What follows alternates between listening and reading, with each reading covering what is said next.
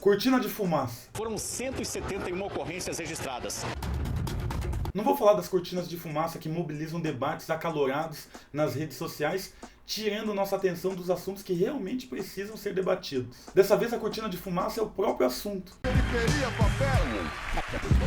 Agora com você. Um de nós na voz.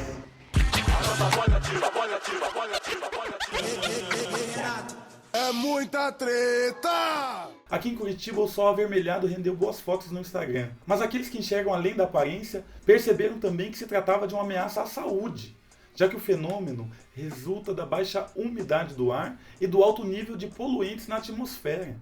De bonito não tem nada. As cinzas da natureza cremada pairando sobre nossas cabeças, a chuva fúnebre e tóxica caindo do céu, as plantas crepitando em meio ao fogo infernal, ateado pelos serviçais do mal, sacrificando animais no altar do deus dinheiro. Tudo isso anuncia os últimos dias, cenas apocalípticas.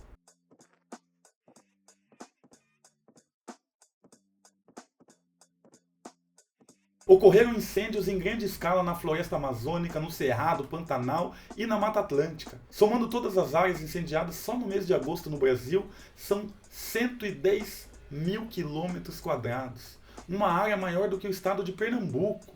Ontem os satélites identificaram no território brasileiro aproximadamente 60 mil focos de calor ativo, que são áreas com mais de 47 graus Celsius, ou seja, forte indicativo de queimada ou incêndio. Mais do que o dobro identificado no mês de agosto do ano passado.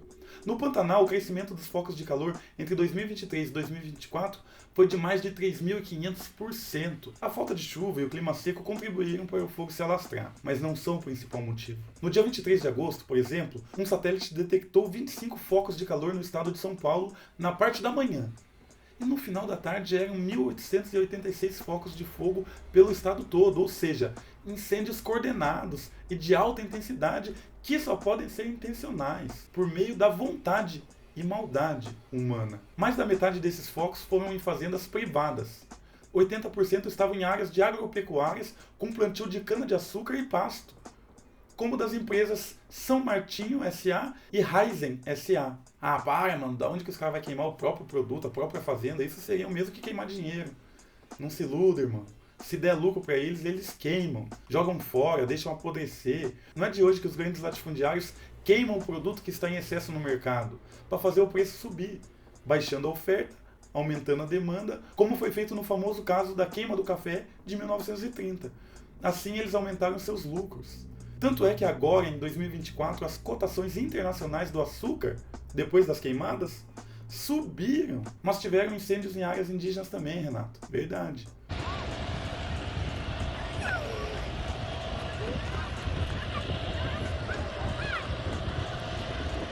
As terras indígenas, Caiapó, Munduruku e Sararé tiveram sim mais incêndios do que as outras, com 1.111 focos. Justamente as terras recorrentemente invadidas pelo garimpo ilegal. O território Caiapó, por exemplo, é quem teve o maior índice de invasão, com 7.602 hectares devastados por garimpeiros. O território indígena Munduruku é a segunda com maior mineração ilegal do país. E a terra Sararé foi invadida por cerca de 2.000 garimpeiros ano passado, de acordo com relatórios da própria FUNAI. Em todas as terras indígenas houve um aumento de 787% do garimpo ilegal entre 2016 e 2022. Nesses territórios, o fogo tem o objetivo de abrir espaço para o garimpeiro oprimir as comunidades indígenas. A Polícia Federal tem 52 inquéritos que investigam as queimadas em São Paulo, na Amazônia, no Pantanal e em Brasília, para descobrir se são intencionais ou não e se estão de alguma forma relacionados a outros crimes, como lavagem de dinheiro e organização criminosa.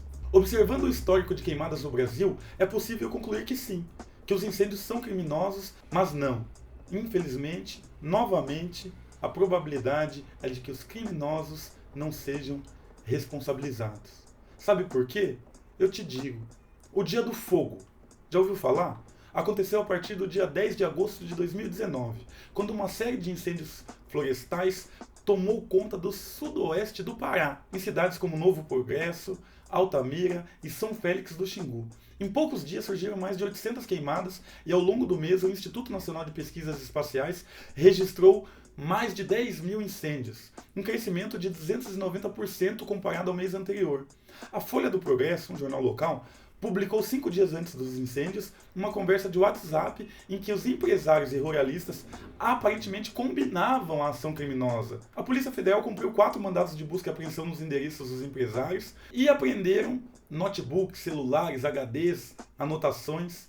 Na época, o delegado Sérgio Pimenta declarou que havia indícios suficientes de que o dia do fogo tinha sido combinado pelos investigados. Porém, 5 anos depois, as 2 investigações em nível federal foram arquivadas, sem que ninguém tenha sido indiciado, denunciado ou julgado.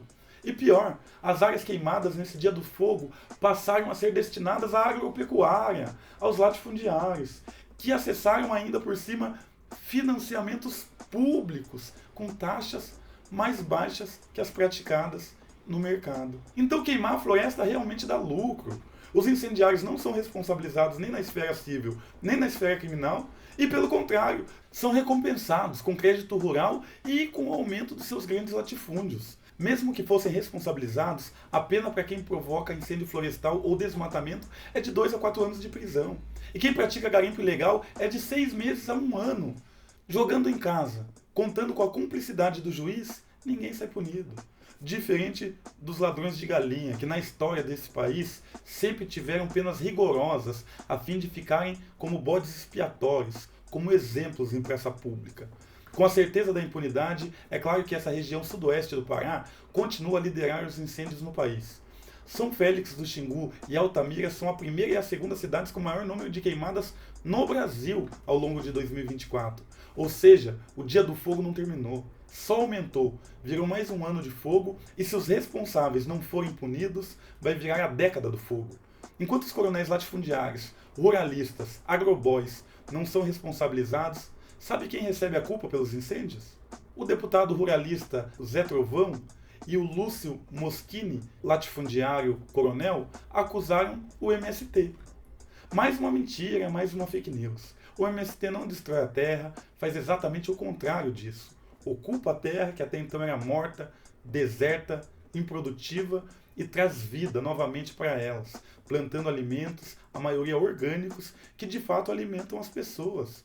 Inclusive, é o maior movimento popular da América Latina e luta pela reforma agrária. Hoje em dia, são 450 mil famílias assentadas que conquistaram suas terras e produzem nelas feijão, milho, trigo, café, mandioca, arroz. Há 10 anos, o MST é o maior produtor de arroz orgânico na América Latina. Então, quem são esses serviçais da mentira? E o que ganham com isso? Zé Trovão é um dos indiciados por organizar os atos antidemocráticos de 7 de setembro de 2021. Naquela ocasião, setores do agronegócio, apoiados por caminhoneiros, tomaram as esplanadas dos ministérios, pedindo intervenção constitucional militar e fechamento do STF. Zé Trovão ficou conhecido por ser dependente químico e por ter mentido que era líder dos caminhoneiros, quando na verdade ele representava apenas alguns patrões e coronéis latifundiários que o pagavam e que depois patrocinaram sua campanha eleitoral para que ele virasse deputado. Já Lúcio Moschini é o próprio coronel latifundiário, dono de mais de 300 hectares de terras em Theobroma, Rondônia, avaliado em 2,6 milhões de reais, segundo informou a Justiça Eleitoral. Foi o presidente da sessão que aprovou um marco temporal na Câmara dos Deputados, atacando o direito dos indígenas no ano passado. Protocolou também o PL 1090, que propõe que os fazendeiros possam usar força policial sem ordem judicial para tirar trabalhadores sem terra ou de comunidades tradicionais de suas terras, que sabemos griladas. E em março deste ano, diminuiu a demarcação da terra indígena Urueuauau, área que abriga 9 povos, incluindo 4 grupos isolados. E Moschini e os ruralistas ainda não estão satisfeitos, querem mais. Como a gente pode perceber, as queimadas servem para 2 coisas. Lucrar a partir das consequências dessa ação criminosa, aumentando a área para pastagem ou retirando produtos do mercado para forçar a inflação e aumentar o lucro. E também atacar com mentiras os movimentos que lutam pelo direito à terra, uma tentativa de criminalizar aqueles que estão verdadeiramente preocupados com a preservação dos recursos naturais e com a distribuição justas da terra no nosso país. Os grandes coronéis precisam destruir movimentos como o MST e os movimentos de indígenas e quilombolas organizados justamente para manterem seus latifúndios, adquiridos por grilagem e roubo com a anuência do Estado brasileiro, que historicamente é dirigido justamente por essa classe dominante, coronelista, escravagista, que promove a concentração de terras há mais de 170 anos nesse país. Um processo que começa na instituição da Lei de Terras. A partir da promulgação desta lei em setembro de 1850 pelo imperador Dom Pedro II, a posse da terra passa a não ser mais pelo uso, plantio e moradia, mas sim pelo título de propriedade. E ficou estabelecido que a partir de então as terras seriam vendidas pelo Estado. Mas e as terras que a essa altura já estavam ocupadas? Neste período, poucos fazendeiros tinham registro sobre a propriedade. Somente os donos das chamadas sesmarias, lá de trás, tinham terras doadas de papel passado pelo rei português, ainda no Brasil colônia, mas sob a exigência de que fossem cultivadas.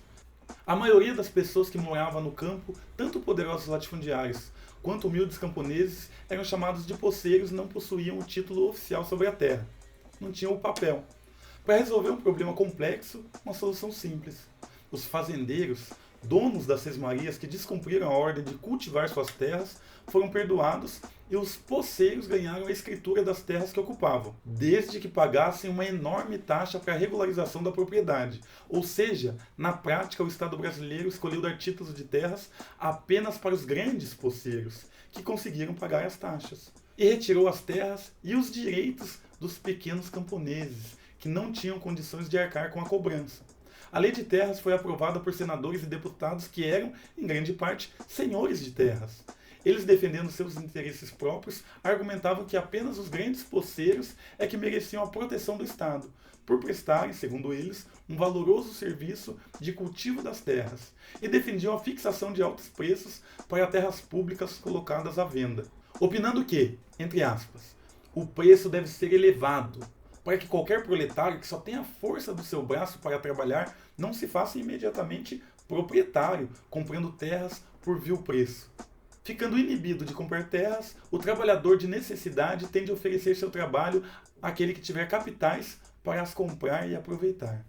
Assim, consegue-se que os proprietários e trabalhadores possam ajudar-se mutuamente. Ajudar-se mutuamente? Sei. Foi o que disse o senador do Império, Visconde de Abrantes. E como nada no Brasil é por acaso, 2 semanas antes da Lei de Terras entrar em vigor, outra norma histórica havia sido assinada por Dom Pedro II. A Lei Eusébio de Queiroz, que proibia a entrada de novos escravizados africanos no território nacional e dava indícios de que o regime escravocrata estava chegando ao fim. Então a Lei de Terras de 1850 preparou o campo jurídico para que os negros alforriados em 1888 não pudessem ocupar terras oficialmente e fossem empurrados para as margens, as beiras de rio, os morros, as encostas. O Estado concedeu os títulos de propriedade conforme a intenção da época de branqueamento do país para que os imigrantes europeus regularizassem seus lotes e para que as famílias portuguesas mantivessem as sesmarias. Impedindo que pessoas negras alforriadas tivessem terras, transformou-as em trabalhadoras abundantes, fazendo com que a carne mais barata do mercado continuasse sendo a negra. É por isso que até hoje nosso povo sofre em moradias precárias ou mesmo nas ruas, sem acesso a direito básico ou de teto digno e uma terra. A necessidade imposta por essas condições fez com que o povo se organizasse em movimento de trabalhadores sem terra e criasse forças para reivindicar a reforma agrária, uma das demandas mais urgentes no nosso país, que visa garantir uma justa distribuição das terras.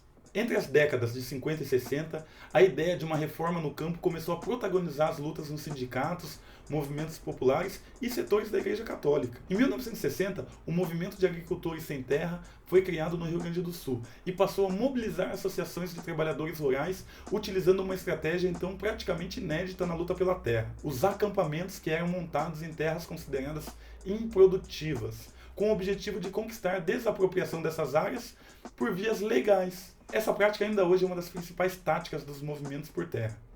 João Goulart, presidente do Brasil à época, apesar de ser contra a radicalização da reforma agrária, defendia a desapropriação de terras com um pagamento a longo prazo na forma de títulos da dívida agrária. Em março de 1964, Jango realizou o Comício das Reformas, quando anunciou os decretos das reformas de base, entre elas a reforma agrária, determinando a desapropriação de diversas terras à beira de estradas e ferrovias federais num prazo de 2 meses. Essa promessa foi o estopim para uma escalada que culminou no golpe militar alguns dias após o comício. O regime ditatorial perseguiu os movimentos do campo e entidades sindicais, acumulando 1.654 camponeses e 8.350 indígenas mortos ou desaparecidos no meio rural brasileiro, além da remoção forçada de dezenas de milhares de povos de suas terras, da criação de um campo de concentração indígena, o reformatório Krenak, fortalecendo as oligarquias rurais em todo o país a partir de incentivos fiscais para a expansão dos latifúndios. Mas a violência contra os trabalhadores do campo e os povos originários não foi exclusividade do regime ditatorial, já que nos últimos 10 anos a violência no campo cresceu mais de 60% no Brasil. Em 2023, a quantidade de conflitos ligados à questão agrária alcançou mais de 2.200 casos registrados, representando o maior número desde 1985. E mais de 70% dos conflitos, que incluem despejos, ameaças de morte, intoxicação, destruição de casas e roçados, estão relacionados à disputa por terra, seguidos de registros de trabalho escravo rural e episódios envolvendo a luta por água. A disputa por terra no ano passado afetou quase 75 mil famílias vítimas da invasão de 359 áreas rurais. Outras 2.163 foram expulsas de onde viviam. E não por acaso, os principais alvos dessas ações são populações historicamente marginalizadas. Das 31 mortes registradas no ano passado, devido a esses conflitos, 14 foram de pessoas indígenas, 9 de trabalhadores sem terra e o restante de poceiros e quilombolas. Segundo o relatório da Global Witness, o Brasil é o segundo país mais letal para defensores da terra e do meio ambiente. À custa de muito sangue e suor, foi construído um arcabouço institucional para combater os crimes ambientais no Brasil, que chegou a ser considerado um dos mais avançados do mundo, e de fato teve resultados. Entre 2004 e 2012, o desmatamento foi reduzido em 84%, mas durou pouco, porque as forças políticas ruralistas pressionaram pela reforma do Código Florestal Brasileiro, consolidada em 2012 em pleno governo Dilma, conseguindo a anistia de 58% do desmatamento ilegal realizado antes de 2008. A partir de 2012, o valor das multas ambientais foi sendo reduzido e a fiscalização contra crimes ambientais também enfraqueceu. E a situação se agravou a partir do governo de Bolsonaro. Além disso, sob Bolsonaro, as operações de fiscalização deixaram de ser lideradas pelo IBAMA e pelo ICMBio, e historicamente os grandes responsáveis pela maior parte do combate aos crimes ambientais na Amazônia, e passaram para as Forças Armadas. O resultado foi o crescimento do desmatamento, 113% em 2019, redução dos autos de infração por crimes contra a flora, que caíram em 65% no mesmo ano, e queda de 83% no confisco e na distribuição de equipamentos. As Forças Armadas trabalharam menos pela preservação da floresta, mas custaram mais, muito mais. Em 2 anos de operações militares foi gasto cerca de 1/3 do valor total gasto pelo IBAMA em 16 anos. E o resultado foi o crescimento de 62% de taxa de desmatamento, comparado à média anual entre 2009 e 2018. É nesse cenário de flexibilização da legislação, somado com impunidade, que faz com que hoje em dia a Amazônia emita mais carbono do que consegue absorver. O chamado, erroneamente, pulmão do mundo está intoxicado. Ao invés de limpar o ar, polui.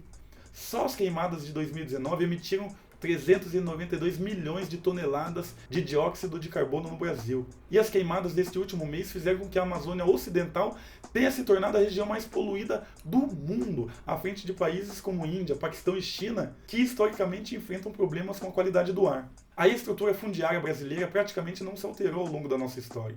Apesar de ter havido um grande número de famílias assentadas entre as décadas de 90 e dos anos 2000, e de cerca de 400 terras indígenas terem sido demarcadas, o Brasil jamais realizou uma reforma agrária para a distribuição igualitária da posse da terra ou desapropriou terras que não cumprissem o seu papel social, como definido na Constituição e no Estatuto da Terra. É assim que chegamos hoje em dia com 10% das maiores fazendas ocupando 73% da área agrícola privada do Brasil, enquanto que 90% das fazendas menores estão esmagadas em apenas 27% do território. A concentração fundiária no Brasil é também um dos grandes responsáveis pelos conflitos relacionados à demarcação de terras indígenas. Impulsionada justamente pela bancada ruralista e de extrema-direita, a PEC 48, conhecida como Marco Temporal, propõe alterações na Constituição para que as demarcações de terra aconteçam apenas em territórios onde se comprove a presença dos povos indígenas em outubro de 1988, ignorando os frequentes massacres que dizimam e espalham essa população no Brasil, que hoje realizam um esforço para a retomada de seus territórios. Um exemplo muito claro disto é a situação dos Chetás, um povo indígena que viveu no noroeste do Paraná, na região da Serra dos Dourados, às margens do rio Ivaí. Na década de 40, com a ofensiva das frentes de colonização, a população Chetá teve seu território invadido e foi vítima de massacres e expulsões, uma violência que dizimou a população e roubou o território Chetá. No final dos anos 50, estavam praticamente exterminados, tanto que em 1999 restavam aqui no Paraná apenas 8 sobreviventes. O resultado é que até hoje os povos chetás vivem dispersos no estado do Paraná, Santa Catarina e São Paulo, e seus descendentes lutam para retomar os territórios de seus antepassados.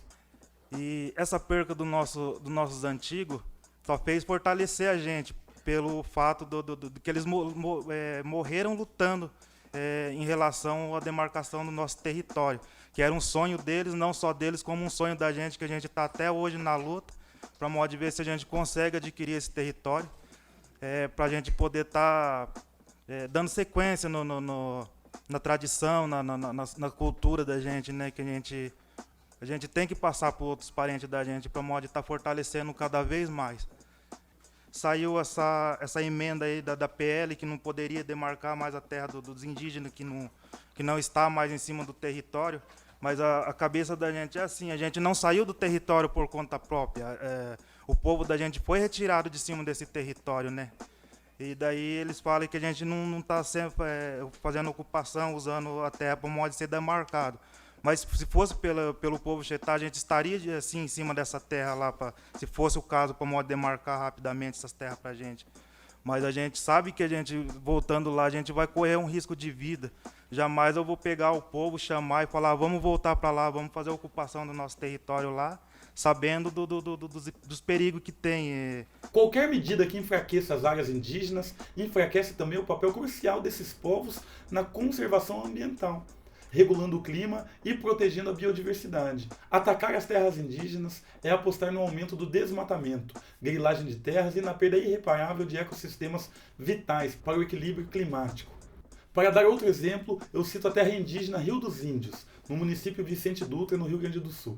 A comunidade, de cerca de 230 pessoas da etnia Caigangue, tem 713 hectares demarcados, mas ocupam atualmente pouco mais de 100 hectares devido a uma liminar da justiça movida por políticos e ruralistas locais.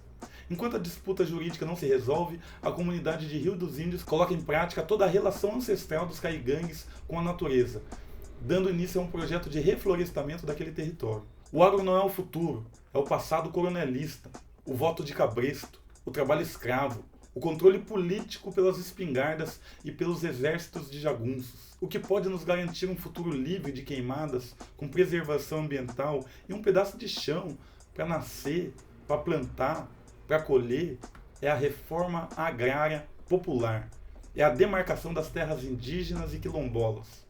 O futuro não é agro, o futuro é ancestral. A primeira provocação ele aguentou calado, na verdade gritou e esperneou. Mas todos os bebês fazem assim, mesmo os que nascem em maternidade, ajudados por especialistas, e não como ele, numa toca, apoiado só pelo chão. A segunda provocação foi a alimentação que lhe deram depois do leite da mãe, uma porcaria. Não reclamou porque não era disso. Outra provocação foi perder a metade dos 10 irmãos, por doença e falta de atendimento. Não gostou nada daquilo, mas ficou firme, era de boa paz. Foram lhe provocando por toda a vida. Não pôde ir à escola porque tinha que ajudar na roça. Tudo bem, ele gostava da roça. Mas aí lhe tiraram a roça. Na cidade, para onde ele teve que ir com a família, era provocação de tudo que era lado. Resistiu a todas. Morar em barraco, depois perder o barraco que estava onde não podia estar, ir para um barraco pior. Ficou firme. Queria um emprego, só conseguiu um subemprego. Queria casar, conseguiu uma submulher, tiveram subfilhos, subnutridos. Para conseguir ajuda, só entrando em fila. E a ajuda não ajudava. Estavam lhe provocando. Gostava da roça. O negócio dele era a roça. Queria voltar para a roça. Ouvira falar de uma tal reforma agrária. Não sabia bem o que era. Parece que a ideia era lhe dar uma terrinha. Se não era outra provocação, era uma boa. Terra era o que não faltava. Passou anos ouvindo falar em reforma agrária. Em voltar à terra, em ter a terra que nunca tivera. Amanhã, no próximo ano, no próximo governo, concluiu que era mais uma provocação. Mais uma.